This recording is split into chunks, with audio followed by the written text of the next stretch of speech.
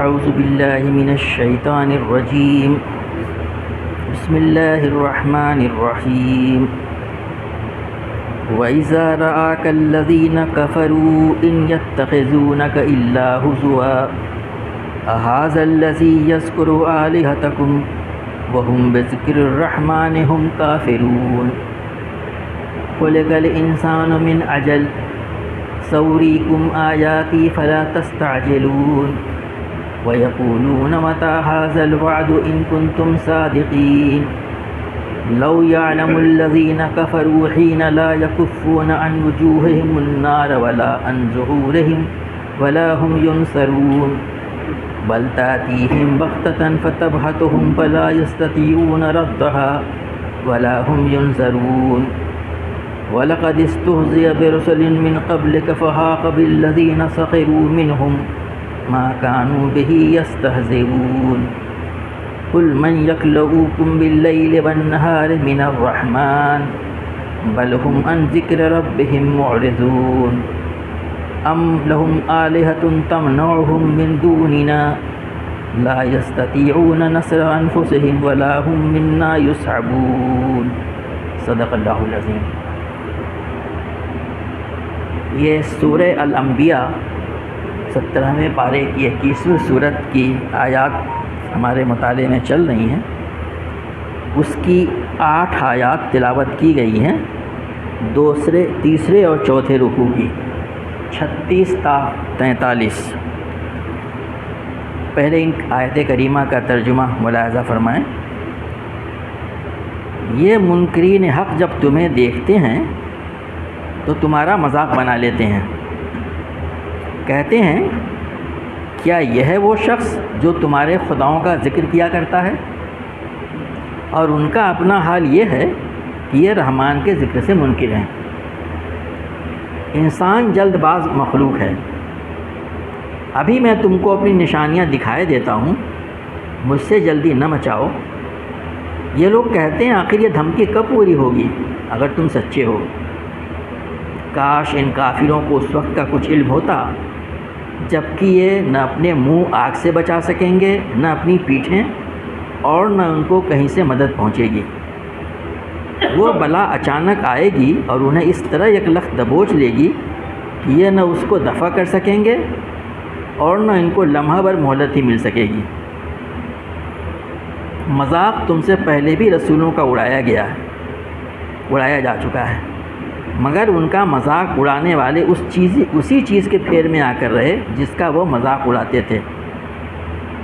اے نبی صلی اللہ علیہ وسلم، ان سے کہو کون ہے جو رات کو یا دن کو تمہیں رحمان سے بچا سکتا ہو؟ مگر یہ اپنے رب کی نصیحت سے منہ موڑ رہے ہیں۔ کیا یہ کچھ ایسے خدا رکھتے ہیں جو ہمارے مقابلے میں ان کی حمایت کریں؟ وہ تو نہ خود اپنی مدد کر سکتے ہیں اور نہ ہماری ہی تائید ان کو حاصل ہے۔ اس ترجمے سے آپ نے ملاحظہ کیا کہ کتاب میں جو ہے ایک مکالمہ ہے، جیسے ڈسکورس، بار بار یہ بات کہی جاتی ہے۔ قرآن کے ترجمے سے آپ نے ملاحظہ کیا کہ کتاب دعوت اور کتاب ہدایت ہے۔ کتاب ہدایت وہ لوگ اس کو مان لیں، متقین کی جن کے اندر صفات پائی جاتی ہیں، ہم آپ یہاں بیٹھے ہوئے ہیں، اور بقیہ تمام لوگوں کے لیے جو اس کو نہیں مانتے، اللہ پر ایمان نہیں لائے جیسے لانا چاہیے، ان کے لیے کتاب دعوت ہے یہ۔ اور یہ جو لوگ اس دعوت کو مان چکے ہیں ان کی ذمہ داری قیامت تک ہے کہ وہ وہاں تک بات پہنچائیں۔ تو پورے قرآن کی جب آپ مطالعہ کرتے ہیں تو دیکھتے ہیں کہ اس میں ایسا لگتا ہے اس چیز سے بالکل الگ معلوم ہوتی ہے جو ہمارے معاشرے میں ڈسکورس ہوتا ہے۔ اپنے میں آدمی مست ہے یہاں پہ جیسے، اور یہاں پہ کیا لگ رہا ہے کہ معاشرے میں بالکل ڈسکورس یہی چل رہا ہے۔ اللہ کے نبی صلی اللہ علیہ وسلم، یہ مکہ مکرمہ کا حال یہی تھا، لوگوں کو دعوت دے رہے ہیں، آپ کے اوپر طرح طرح کی زیادتیاں کی جا رہی ہیں، طرح طرح سے آپ کو ستایا جا رہا ہے، آپ کا معاشی مقاطعہ کیا جا رہا ہے، آپ کے خلاف طرح طرح کی سازشیں کی جا رہی ہیں، آخر میں قتل کی سازش کی گئی، سب جانتے ہیں آپ کو۔ لیکن آپ اپنی دعوت دے رہے ہیں ان کے اوپر میں، خود صبر و استقامت کے ساتھ اس دعوت پہ لگے ہوئے ہیں، اس پہ اللہ تعالیٰ کی بندگی پہ لگے ہوئے ہیں، جو پورا اس کا مطالبہ ہے۔ یہ اس سے آپ کو اندازہ ہوگا۔ تو یہاں پر بھی ان آیاتوں میں یہی چیز آپ کے سامنے نظر آ رہی ہے، جس میں یہ کیا کہہ رہے ہیں، کس چیز کا مذاق اڑایا جا رہا ہے وہ۔ وہ چیز آخرت جس کو سمجھتے ہیں کہ انہونی نہیں ہونی ہے، اسی کو بار بار تو قرآن پاک میں توحید پہ زور دیا گیا ہے، یعنی زور تو کہ اسلام کی پوری تعلیمات پہ نمبر 1، اور اسی کا کیا کہتے ہیں کہ بالکل یہ ایک یعنی اسی کا کانسیکوینس یہ ہے کہ اس میں آخرت ہونی ہی چاہیے، تو دوسرا زور آخرت پہ دیا گیا ہے۔ اس میں بھی اسی کا منظر بیچ بیچ میں کھینچا گیا ہے کہ آخرت کیسی ہوگی جس کو لوگ چھٹ رہے ہیں، اس کو انکار کر رہے ہیں۔ ایک بات اس سلسلے میں یہ بتا دی جائے، اس کے پہلے جو آیات پچھلے ہفتے آئی تھی 5 آیتیں ہمارے سامنے، وہ بڑی اہم آیتیں تبھی اہم ہیں جس میں کہ کائنات کے کچھ مظاہر کا ذکر کیا گیا تھا، اکثر ان کو سنا کرتے ہیں آج کل کے سائنسی دور میں۔ اس میں یہ بتایا گیا تھا کہ اللہ تعالیٰ نے جو ہے وہ آسمان اور زمین باہم ملے ہوئے تھے، پھر ہم نے انہیں جدا کیا، یہ بات کہی گئی تھی۔ اب اس سے جو اس وقت کے نظریات ہیں ہم سب جانتے ہیں کیا ہے، وہ یہ قرآن کیا کہتا ہے کہ آسمان اور زمین و آسمان، پہلے بات بتائی جاتی ہے کہ قرآن کے پہلے یہ کفار مکہ کا عقیدہ یہ تھا کہ کائنات تو بہت بڑی نظر آتی ہے، وہ ایک تو خدا ہے وہ، لیکن وہ اوپر ہے، وہ زمین کے معاملات کو چلانے کے لیے اس نے دوسرے خدا بنا رکھے ہیں۔ چنانچہ یہاں پہ بھی جو پلیتھورا پایا جاتا ہے معبودوں کا، دیکھیں گے کچھ تو نام ہے جو اوپر والے ہیں، باقی تمام کے تمام جو زمینی خدا ہیں اس کا ذکر کیا گیا تھا۔ تو دونوں کو الگ الگ کیا گیا تھا۔ توحید کیا ہے؟ نہیں، صرف ایک خدا ہے مالک حقیقی، وہی اس کا جو خالق ہے۔ تو کہا گیا تھا کہ سمجھتے ہو کہ آسمان اور زمین کے الگ الگ خدا ہیں، یہ تو ایک تھے، جب ایک تھے تو ایک اس کا خدا تھا، بعد میں ہم نے اس کو الگ کیا۔ تو اس میں سائنسی دلائل جو آج کا منظر نامہ ہے وہ اس کو پوری طرح سے مطابقت رکھتا ہے، میں اس کا نام نہیں لے رہا ہوں، سمجھ گئے کیا چیز کہی جا رہی ہے۔ پھر بتایا گیا اللہ تعالیٰ نے کہ ہم نے دنیا کی تمام چیزیں جو جاندار ہیں وہ پانی سے پیدا کی۔ یہ بھی آج کل کا جو ہمارا نظریہ ہم سب جانتے ہیں، بارے میں تفصیل سے بات آ چکی تھی کہ اللہ تعالیٰ نے ہر چیز کو جو جاندار ہے پانی سے پیدا کیا۔ ہمارا بھی بیشتر حصہ 70+ پانی ہوا کرتا ہے، یہ بھی ایک حقیقت ہے۔ تو اللہ تعالیٰ فرمایا جا رہا ہے کہ تم اس کی خلاقیت کو تسلیم نہیں کرتے، یعنی توحید کی دعوت۔ بعد میں ایک چیز اور کہی گئی تھی کہ اس نے زمین میں پہاڑ گاڑ دیے، پہاڑ جما دیے، مضبوط پہاڑ جما دیے تاکہ تمہیں لے کر کے لڑھک نہ جائے۔ اب یہاں پہ جو ہے طرح طرح کی باتیں، زمین جو ہم جانتے ہیں کہ اس میں بھی اللہ تعالیٰ نے اپنی توحید کے دلائل دیے ہیں۔ جانتے ہیں کتنی دنیا وسیع ہے، اور یہ جو زمین کا قطر ہے وہ تقریباً 12,700 کلومیٹر ہے ڈائمیٹر، اور اس کا جو سرکمفرنس ہے، محیط جو ہے وہ 40,075 اوسطاً 24 گھنٹے میں ایک چکر زمین لگاتی ہے۔ تو اوسط نکلتا ہے اگر ہم ایکویٹر پہ ہوں، خط استوا پہ، تو 1670 کلومیٹر فی گھنٹے کی رفتار بنتی ہے۔ اتنی رفتار سے ہم اس وقت بیٹھے ہم ایکویٹر پہ ہیں تو ہم دوڑ رہے ہیں۔ آپ اندازہ لگائیے اسپیڈ کا کہ آدمی 140 کی اسپیڈ پہ بیٹھتا ہے، ہماری جو ٹرینیں چلا کرتی ہیں لگتا اڑ رہی ہے۔ جہاز میں بیٹھتے ہیں جب موسم خراب ہوتا ہے، کہتے ہیں اسے اسٹارمی ویدر، تو کہتا ہے بس 800 کلومیٹرز، سنبھلتی نہیں ہے جیسے، اور یہ اس کے دگنے سے بھی زیادہ ہے۔ اتنی رفتار سے کوئی چیز چلنے والی ہو، اگر وہ بیلنس نہ ہو تو اس میں وہ ڈگمگانا شروع ہو جائے گی، وائبریشن شروع ہو جائے گی۔ جن لوگوں کو سائیکلوں کے پہیے گھمانے کا بچپن میں اتفاق خوب جانتے ہیں، بہت تیز جب چلاتے تھے آپ تو اسے ڈگ ڈگ کرنے لگتی تھی۔ کیوں؟ کیونکہ ایک طرف جہاں وال ہوتا ہے اس کی وجہ سے اس کا سینٹر آف گریویٹی جو ہوتا ہے سینٹر سے ہٹا ہوتا ہے تو وائبریٹ کرنے لگتی ہے۔ تو زمین جو اتنی زیادہ تیز سے گھوم رہی ہے 1670 کلومیٹر کی، اور اس کے بعد ہمیں اندازہ ہو رہا ہے، اس پہ سائنسدانوں نے کہا، آخری بات میں کہنا چاہتا ہوں کہ یہ زمین جو اپنے ایکسس پہ گھومتی ہے 24 گھنٹے میں، جس کا ایکسس آف روٹیشن، اس کا جو محور ہے اس کا سینٹر آف ماس وہی ہے۔ تو اللہ تعالیٰ فرما رہا ہے کہ اس نے زمین پہ پہاڑ جما دیے۔ سمندر کے پانی کا ڈینسٹی 1.03 ہوتا ہے گرامز پر سی ہے، مٹی کا 1.6 ہوتا ہے، تو جو مٹی ہمارے باہر ہے، اور پہاڑوں کا 2.68 ہوتا ہے اوسط۔ اتنا ڈفرینس ہونے کے باوجود بھی اللہ تعالیٰ کی قدرت دیتی ہے۔ اللہ تعالیٰ فرما رہے ہیں ہم نے زمین میں پہاڑ گاڑ دیے کہ سینٹر آف ماس اسی ایکسس پہ، یہ سائنس سے آج کی سے ثابت ہے۔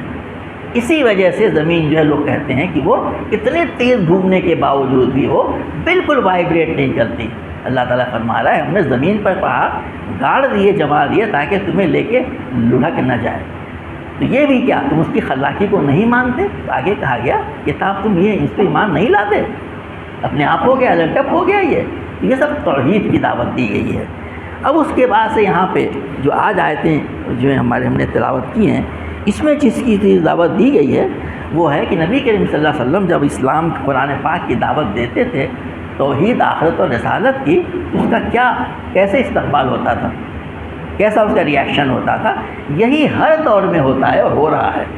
جو لوگ کرتے ہیں ہمیں کرنا چاہیے، تو ہم کو یہی تجربہ ہوگا، ہم سب جانتے ہیں۔ تو فرمایا جا رہا ہے وَإِذَا رَأَكَ الَّذِينَ كَفَرُوا إِن يَتَّخِذُونَكَ إِلَّا هُزُوًا، یہ منکرین حق جب تمہیں دیکھتے ہیں تو تمہارا مذاق بنا لیتے ہیں۔ یہ بات قرآن پاک میں دوسرے مقامات دیکھی گئی ہے، وَإِذْ رَأَوْكَ إِن يَتَّخِذُونَ إِلَّا هُزُوًا، جب اے پیغمبر یہ کفار تم کو دیکھتے ہیں تو تمہارا مذاق اڑانے لگ جاتے ہیں۔ یہ سورہ فرقان میں کہا گیا ہے۔ اس کے بعد سے کیا کہتے ہیں؟ تو جب دعوت دی جائے گی تو اس کا مذاق اڑائیں گے لوگ۔ نبی کے ساتھ ایسا ہوا ہے، ہم آپ کریں گے اور کرتے ہیں تو ابھی یہی ہوتا ہے۔ کہتے کیا ہیں؟ ھذا الذی یذکر آلہتکم، کیا یہ وہی ہے شخص جو تمہارے خداؤں کا ذکر کیا کرتا ہے؟ مفسرین کہتے ہیں یہاں پہ اللہ تعالیٰ یہاں پہ بالسوء، یعنی تمہارا ذکر کرتا ہے، برائی کرتا ہے، لیکن وہ اپنے معبودوں کے لیے یہ لفظ ان کو پسند نہیں ہے۔ یہ نہیں کہہ رہے تمہارا ذکر کرتا ہے، برائی سے ذکر کرتا ہے، یعنی اس کو وہی پسند نہیں کرتے ہیں۔ اللہ نے کیا بات کہی ہے، وَهُمْ بِذِكْرِ الرَّحْمَنِ هُمْ كَافِرُونَ، اور ان کا اپنا حال یہ ہے کہ رحمان کے ذکر سے منکر ہیں۔ یعنی جو رحمان، یہاں پہ بڑی باریک بات ہے، اللہ نہیں لفظ استعمال، الرحمن، اللہ تعالیٰ کی جو صفت رحیمت کا حوالہ دیا گیا ہے، وہ رحمان جو اس کے ہم بندے اور غلام ہیں، اس کا ذکر کیا جا رہا ہے، اس سے تو متنفر ہوتے ہیں۔ یعنی ان جھوٹے معبودوں کو، ان بتوں کو جنہوں نے اپنا معبود بنا رکھا ہے، ان کا ذکر جب کیا جاتا ہے، نبی صلی اللہ علیہ وسلم کہتے تھے کہ اس میں کچھ نہیں ہے، تو تمہیں نام بنا رکھے ہیں، تم نے تراش ہیں، یا کچھ نہیں کر سکتے، نہ نفع پہنچا سکتے ہیں، نقصان پہنچا سکتے ہیں، نہ تمہاری سن سکتے ہیں، ان کو بڑا ناگوار گزرتا ہے۔ لیکن ان کو دیکھو کہ رحمان کا ذکر سے میراث کیے ہوئے ہیں۔ آج بھی ایسے ہی ہوتا ہے، بدقسمتی سے ہمارے ہی کچھ افراد ہوتے ہیں، ارے بزرگوں کا نام ادب سے نہیں لے رہا یہ بزرگوں کو نہیں مانتا ہے، اور اللہ کو جو چاہو کہہ لو، رحمان کو جو چاہو کہہ لو، نہیں کرتے لوگ کیا؟ نہیں کہا جا رہا ہے۔ ان کا حال یہ ہے کہ جب ان کے معبودوں کا ذکر کیا جا رہا ہے، اس کے بارے میں تو ان کو اعتراض ہے۔ یہی ہے تم وہ شخص جن کا ذکر برائی سے کرتا ہے اور خود رحمان کے ذکر سے منکر ہیں، یہ اس کا ذکر نہیں کرتے۔ کتنی کانٹرڈکٹری بات ہے یہی بات یہاں پہ کہی گئی ہے۔ اس کے بعد فرمایا جا رہا خلق الانسان من اجل، انسان جلد باز مخلوق ہے۔ اب ان کا کیا رویہ ہوتا تھا؟ اللہ تعالیٰ کے نبی کیا فرما رہے ہیں؟ دیکھو اگر تم اللہ کی نہیں مانو گے، اس کی توحید پر ایمان نہیں لاؤ گے، اس کی بندگی نہیں کرو گے، دنیا میں فساد برپا کرو گے، تو تم پہ عذاب آئے گا۔ انبیاء کرام دو طرح کے عذاب کا ذکر کرتے ہیں، ایک وہ آخری جو حتمی عذاب ہے جو کہ لازماً آنا ہے، وہ آخرت کا۔ اسی پہ بار بار پورے قرآن کا میکسیمم امفیسس اسی پہ ہے، آخرت کا عذاب یقینی ہے، وہ آئے گا، وہ کہتے ہیں۔ اور اس پہ جواب میں کیا کہتے ہیں؟ آپ تو کئی سالوں سے کہہ رہے ہیں یہ، اور اب تو سینکڑوں سال ہو گئے، عذاب آ کے نہیں دیتا۔ تو انسان جلد باز واقع ہوا ہے، کہا جا رہا ہے خلق الانسان من اجل، انسان جلد باز مخلوق ہے۔ اب یہاں پہ الانسان کہا گیا ہے، پورا ہیومن بینگ ہو گئے، لیکن مفسرین کہتے ہیں، ایک گروہ کہتا ہے کہ یہاں پہ تمام انسانوں کے بارے میں، انسان بائی فطرتاً جو ہے وہ اجرت پسند ہے، وہ ہر چیز جلدی میں چاہتا ہے، ہم سب چاہتے ہیں امیڈیٹلی سے چوز کی مل جائے وہ، لیکن مفسرین کی ایک تعداد یہ کہتی ہے کہ نہیں، اس سے مراد وہ کفار مکہ ہیں جو جلدی مچا رہے تھے عذاب کی۔ دونوں باتیں صحیح ہیں، وہ اسی کا ایک پارٹ ہے وہ یہ۔ ایک جگہ دوسری کہا گیا وَكَانَ الْإِنسَانُ عَجُولًا، انسان جو ہے جلد باز مخلوق ہے، جلد باز ہے وہ، تو وہ ہر چیز میں جلدی کرتا ہے۔ کیا دنیا میں ایسی کوئی چیز ہے جو امیڈیٹلی ہوا کرتی ہو؟ نو، کہیں نہیں۔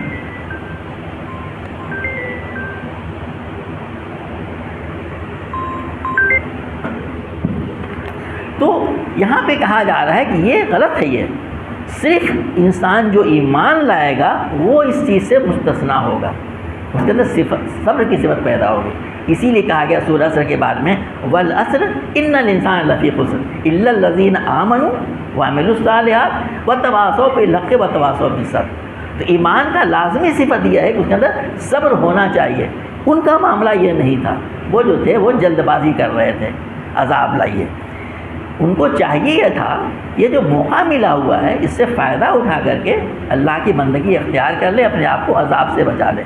تو اللہ تعالیٰ فرماتا ہے سوریکم آیاتی فلا تستعجلون، ابھی میں تم کو اپنی نشانیاں دکھائے دیتا ہوں، مجھ سے جلدی نہ مچاؤ. اس سے کیا مراد ہے؟ اسے لوگوں نے کہا ہے کہ دو چیزیں مراد دی ہیں. ایک تو یہ مراد دیا ہے کہ وہ جس عذاب کا مطالبہ کر رہے ہیں تو وہ عنقریب سخت استعمال کیا گیا ہے کہ میں تمہیں دکھاؤں گا. اب یہ دکھانا امیڈیٹ نیکسٹ ڈے نہیں ہے، سالوں لگ سکتے ہیں. چنانچہ آپ جانتے ہی ہیں کہ مکہ مکرمہ میں اللہ کے نبی صلی اللہ علیہ وسلم 13 سال تک کا وقفہ ہے. اس کے بعد سے مدینہ منورہ پہنچ کے کیا ہوا؟ وہی لوگ جو مدینہ بھی چڑھائے تھے غزوہ بدر میں ان کا کیا حال ہوا؟ کتنے سارے قتل ہوئے، کتنے قید کیے گئے، اور کتنا ان کے ساتھ میں کیسے ان کو کچلا گیا آپ جانتے ہیں. اس کے لیے تو کہا ہے کہ یہ دکھائیں گے. کچھ لوگوں نے کہا ہے کہ اس سے مراد یہ چیزیں بھی ہو سکتی ہیں کہ تم کو نشانیاں چاہیے تو میں تم کو عنقریب بہت سی نشانیاں دکھاؤں گا. اب سب جانتے ہیں کہ جیسے جیسے زمانہ ترقی کرتا چلا جاتا ہے طرح طرح کی نشانیاں سامنے آتی ہیں. خود ہماری لائف میں 50 60 70 ایئرس میں کیا کیا ہم نے تبدیلیاں دیکھی وہ سب اللہ کی نشانیاں ہی ہیں، وہ اللہ کی تبدیلیاں ہیں. تو ایک چیز یہ بھی ہے، اور یہ بھی اس سے مطلب یہ ہے کہ دنیا میں تم کہہ رہے تو انتظار کرو، ہم جن کی تم کو دکھانے والے ہیں. اور ان کو دیکھا اللہ تعالیٰ نے، ان کو دکھایا. انہی مکے کے جو اس وقت اولین مخاطب تھے انہیں دیکھا یہ کہ ان کے ساتھ کیا ہوا مدینہ منورہ میں جا کر کے یہ بات دی گئے. اب اس کے بعد سے ان کا وہی اعتراض نقل کیا گیا وَيَقُولُونَ مَتَىٰ هَٰذَا الْوَعْدُ إِن كُنتُمْ صَادِقِينَ. یہ قرآن میں یہ اعتراض اور یہ ان کی الجھن جگہ جگہ کوٹ کی گئی ہے. وہ کہتے ہیں آخر یہ دھمکی کب پوری ہوگی اگر تم سچے ہو.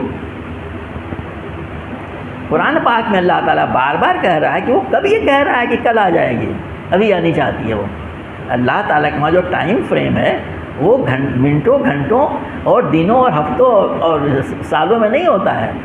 وہ دہائیاں لگ سکتی، سینکڑوں سال لگ سکتے ہیں. ایسا ہوتا ہے رہا، یہ ماضی میں ایسا ہوا ہے اور قریبی ہو سکتا ہے. تو یہی کہا جا رہا ہے وہاں پہ کہ اس کی ملدی مچا رہے وہ تو آنی ہے.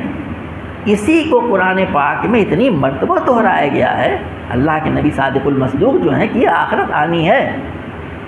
جس طریقے سے موت یقینی ہے وہی آدمی خدا کو مانے نہ مانے، حالانکہ سے کم لوگ ہوتے ہیں، وہ موت کو کوئی انکار نہیں کر سکتا. اس سے بڑی حقیقت یہ ہے کہ آخرت بھی آنی ہے. تو اللہ تعالیٰ سے کوئی جواب نہیں دیا، یہ جواب بار بار دیا گیا ہے. ہاں وہ تو آئے گی، تمہیں تیاری کیا تھی کہ یہاں کہا گیا. اب کہا جا رہا ہے اس کا منظر کھینچا گیا ہے کہ جس عذاب کی جلدی مچا رہے ہیں، کہہ رہے ہیں کہ جلدی لائیے، آپ کیوں نہیں لاتے. تو کہا جا رہا ہے لو یعلم الذین کفروا حین لا یکفون عن وجوہہم النار ولا عن ظہورہم ولا هم ینصرون. کاش ان کافروں کو اس وقت کا کچھ علم ہوتا جب کہ یہ نہ اپنے منہ آگ سے بچا سکیں گے، نہ اپنی پیٹھیں، اور نہ ان کو کہیں سے مدد پہنچے گی. تو پہلا منظر نامہ یہ دکھایا گیا کہ جس کی جلدی مچا رہے ہیں ذرا اس کا تصور کریں کہ آگ کی لپٹیں آ رہی ہوں گی. آدمی اللہ تعالیٰ بچائے ہم لوگوں کو، کبھی آگ کہیں لگ جاتی ہے اچانک. اور ہم تو حج میں دیکھ چکے ہیں 1997 کے خود ہی یہ آدمی کیسے بچتا ہے. آگے سے لپٹ آ رہی، پیچھے سے لپٹ آ رہی ہے. آیا کہ آگے سے لپٹ جہنم کی آ رہی، پیچھے سے آ رہی ہے. اپنے آپ کو نہیں بچا سکیں گے وہ، اور نہ ان کو کہیں سے مدد پہنچ سکے گی. اب وہ تصور قرآن پاک پیش کرتا ہے کہ تم جس کی جلدی مچا رہے ہو وہ ایسا ہوگا تم کہیں سے نہیں بچا سکو گے، کوئی تمہاری مدد کو نہیں پہنچ سکے گا. معبودان باطل کی طرف اشارہ ہے جن پہ تمہارا تکیہ کیے ہوئے ہیں. پھر آگے کہا جا رہا ہے بل تاتیہم بغتۃ فتبہتہم فلا یستطیعون ردھا ولا ھم ینظرون. اگلی بات کہے گی وہ بلا اچانک آئے گی اور انہیں اس طرح یکلخت دبوچ لے گی یہ نہ اس کو دفع کر سکیں گے اور نہ ان کو لمحہ بھر کی مہلتی مل سکے گی. اس کے بعد مزید یہی بات بتائی گئی کہ آپ کہتے ہیں کہ کب آئے گی، وہ تو اچانک آ جائے گی اور آدمی مبہوت ہو جائے گا. عربی میں جو مبہوت کہتے ہیں وہ اردو میں عربی میں وہی لفظ ہے کہ بالکل اس کو مبہوت کر دے گی ایک دم سے. یہ کیا ہو گیا، وہ ایسے آئے گی اس کے اندر. اور پھر کہا جا رہا ہے کہ وہ لمحہ بھر کو مہلت نہیں مل سکے گی کوئی بچاؤ کیا جا سکے۔ دنیا میں بھی جب آگ وغیرہ لگتی ہے تو کچھ بچ سکتا ہے کیا؟ جب سب کچھ ختم ہو جاتا ہے تب فائر بریگیڈ پہنچتا ہے اور پانی ڈال کر کے کہتا ہے کہ صاحب اٹ از ان کنٹرول، اس وقت کیا ہوتا ہے؟ نو۔ تو کہا جا رہا ہے یہیں پہ کہ قیامت کے بارے میں تو ایک چھوٹی سی مثال ہے، یہ ہوگی کہ جب جو ہے اچانک آگ پہنچے گی اور اس کی وہ کچھ بھی نہ کر سکیں گے اور لمحہ بھر کی مہلت نہ مل سکے گی۔ تو قرآن پاک یہ چیز پیش کرتا ہے کہ یہ جو تمہیں وقت دیا گیا ہے، 8 سال 10 سال 50 سال جتنا بھی وقفہ دیا جا رہا ہے، یہ سب مہلت ہے تمہارے لیے۔ اس مہلت کا فائدہ اٹھا کر کے مان جاؤ، توحید کو مان لو، ایک اللہ کی بندگی اختیار کر لو، اور نبی صلی اللہ علیہ وسلم جو کہہ رہے جو آخری نبی ہیں ان کی پیروی اختیار کر لو، آخرت کی فکر کرو، بس سارا مسئلہ حل ہو جائے۔ وہ اسی چیز کے یہاں پہ کہا جا رہا ہے۔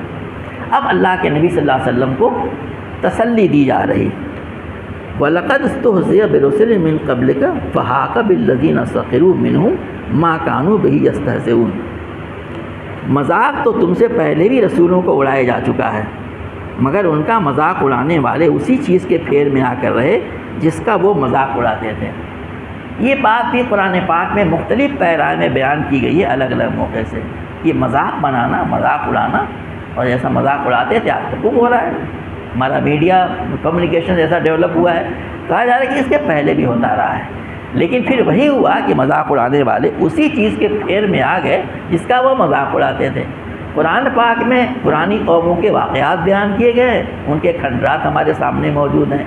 عرب کے لوگ جنوب سے شمال تک سفر کیا کرتے تھے، وہاں اس کو دیکھا کرتے تھے، آج بھی وہ چیزیں موجود ہیں۔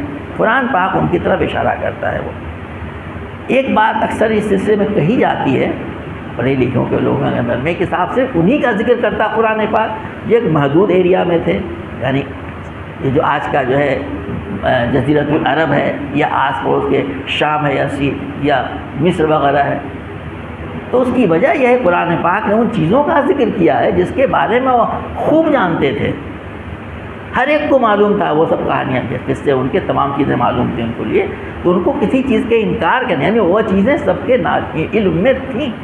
اگر ان کے سامنے فار ایسٹ کا یا فار ویسٹ کا ذکر کیا جاتا تو کہہ سکتے تھے کہ پتہ نہیں کہاں ہے، ایسا کچھ ہے کہ نہیں ہوا یہ، وہ نہیں کہہ سکتے تھے۔ اسی سے ان کی مثال یہ آتی ہے کہ اللہ تعالیٰ نے دوسری قوموں پہ بھی عذاب بھیجے ہوں گے، ایسے ہی اللہ تعالیٰ کہہ رہا ہے لِكُلِّ قَوْمٍ ہاد، ہم نے ہر قوم میں اپنے ہادی رہنما بھیجے ہیں، تو وہاں بھی ایسا ہوا ہوگا، یہ اللہ تعالیٰ کی سنت ہے یہ، لیکن اس کا ذکر وہی کرتا ہے جو وہاں کے لوگوں کو معلوم تھا۔ یہاں پہ بھی اسی طرف اشارہ کیا گیا ہے کہ اس کے پہلے رسولوں کا مذاق اڑایا جا چکا ہے، تو آپ صبر کیجئے۔ سورہ آل عمران میں کہا یا ایھا الذین آمنوا اصبروا وصابروا ورابطوا لعلکم تفلحون، اے ایمان لانے والو اصبروا، صبر کرو، صابروا ایک دوسرے کو صبر کی تلقین کرتے رہو اور آپس میں تعلقات بنائے رکھو، رابطے میں رہو، لعلکم تفلحون، تاکہ تم کامیاب ہو جاؤ۔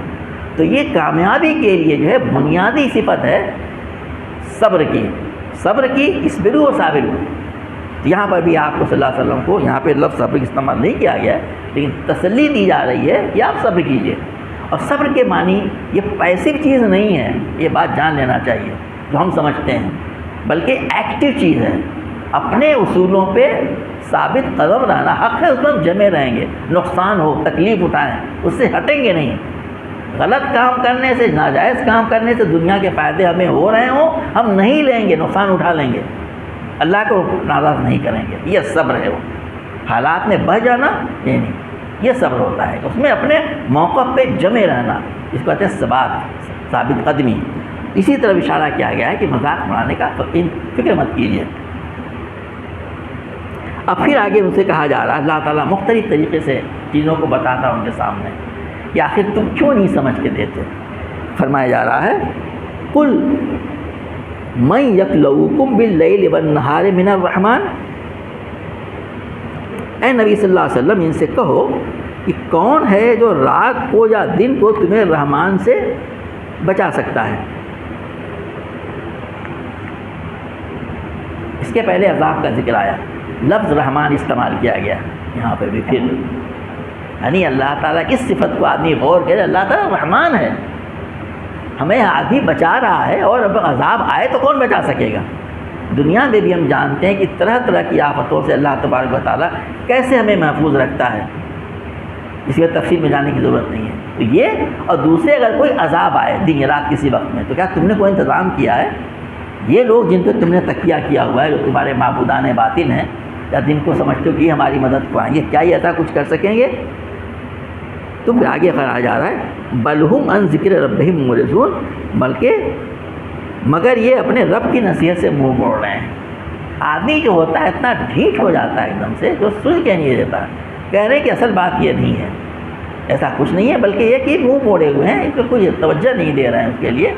اس کی کچھ تفصیلات اگلی آیتوں میں آئے گی، جو اگلے ہفتے انشاءاللہ ان میں کہا گیا ہے کہ اس کی وجہ کیا ہے، آدمی کیوں اتنا ڈھیٹ ہو جاتا ہے؟ کیونکہ دیکھتا ہے کہ تو برسوں سے ایسا نہیں ہوا، ہمارے وہاں چلا رہا ہے کئی پشتوں سے، بڑے مزے ہمارے رہے ہوئے ہیں، کوئی عذاب وذاب نہیں آیا۔ اس کی طرف اشارہ کیا گیا، کہا کہ رحمان کے کون ہے جو تمہیں بچا سکتا ہو، مگر یہ لوگ یہاں پہ رب کے نصیحت سے منہ موڑ رہے ہیں۔ تو بار بار اللہ تعالیٰ توجہ دلاتا ہے، اور رحمان کے معنی جو اس کے پہلے بھی ہم نے بتایا تھا، بہت معنی خیز ہے۔ اللہ تعالیٰ تم کو جو ہے مہلت دے رہا ہے، وہ رحمان ہے، وہ رحمت اس کے اندر صفت ہے، وہ جو ماں سے زیادہ محبت کرنے والا، وہ تم کو موقع دے رہا ہے۔ اللہ تعالیٰ چاہتا ہے کہ انسان کو جو آزادی ملی ہوئی ہے، اس کے سامنے قرآن بھی پیش کیا جا رہا ہے جو اللہ کی آخری کتاب ہے، نبی صلی اللہ علیہ وسلم اپنی سیرت پیش کر رہے ہیں، اور شیطان بھی ہر طرف لگا ہوا ہے، اور آج کل تو اس کے چیلے چپاڑی خوب پھیلے ہوئے ہیں۔ اب دونوں کے نتائج معلوم ہیں، اب اللہ کہہ رہا ہے کہ تو کس کی مان لو، دنیا میں بھی سکون رہے گا، اطمینان ہوگا، اور آخرت کی ابدی زندگی تو ہمیشہ کی اچھی ہوگی، دنیا میں بھی اچھی ہوگی۔ وہ قرآن پاک میں اس کی آیتیں اس کے پہلے آ چکی ہیں۔ اب آگے کہا جا رہا ہے، پھر اسی چیز کو آگے دہرایا جا رہا ہے، ام لہم آلہۃ تمنعہم من دوننا لا یستطیعون نصر انفسہم ولا ہم منا یصحبون۔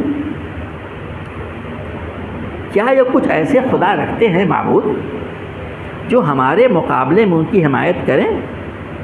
وہ نہ تو خود اپنی مدد کر سکتے ہیں، اور نہ ہماری ہی تائید ان کو حاصل ہے۔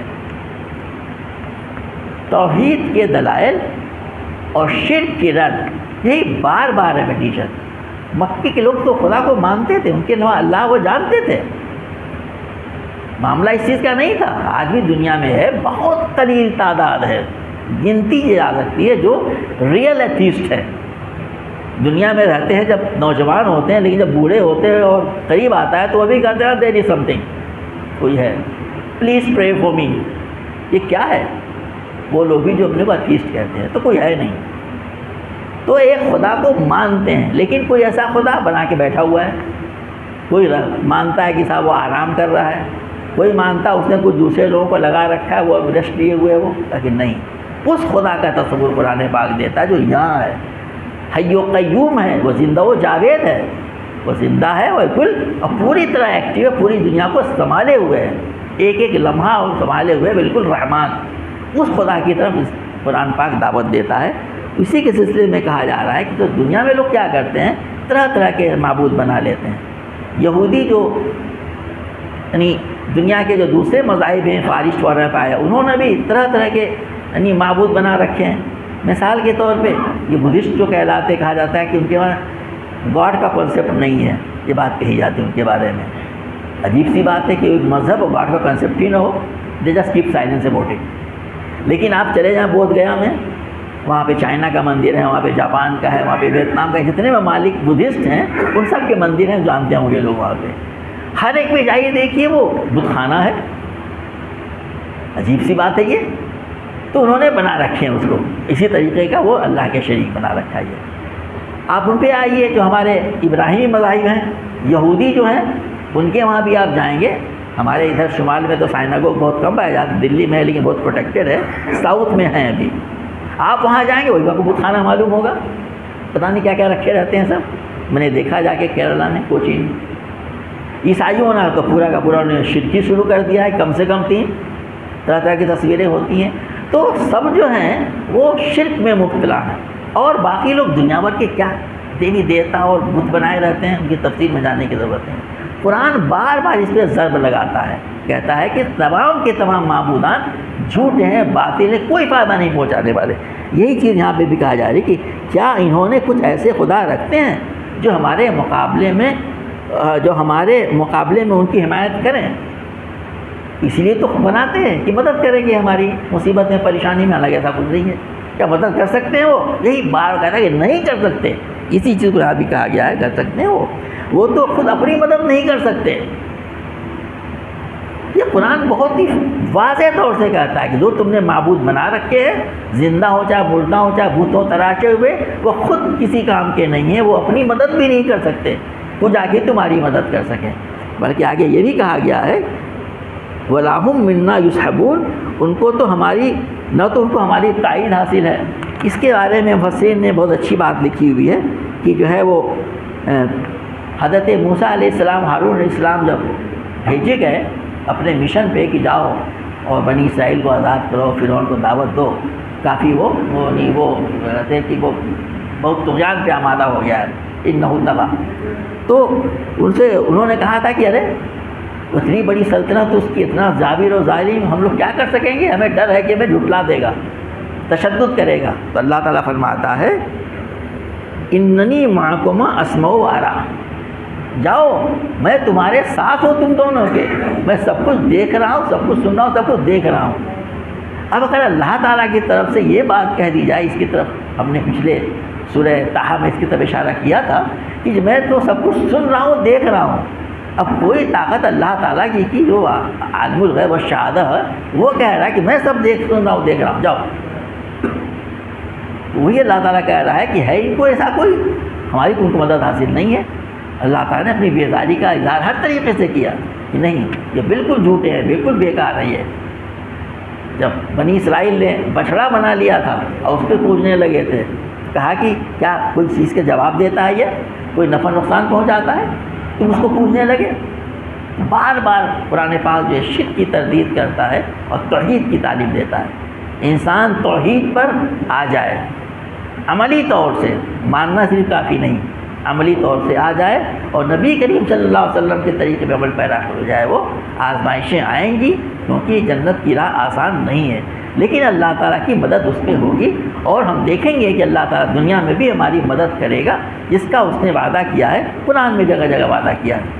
اللہ تبارک و تعالیٰ ہمیں قرآن پاک کو پڑھنے، اس کا صحیح مفہوم سمجھنے، اس پر عمل کرنے اور اس کی دعوت کو عملی طور سے لوگوں کے سامنے پیش کرنے کی توفیق عطا فرمائے. اللہ تعالیٰ ہم سے راضی ہو جائے. اللہ تعالیٰ ہماری آخرت میں ہماری کامیابی کرے.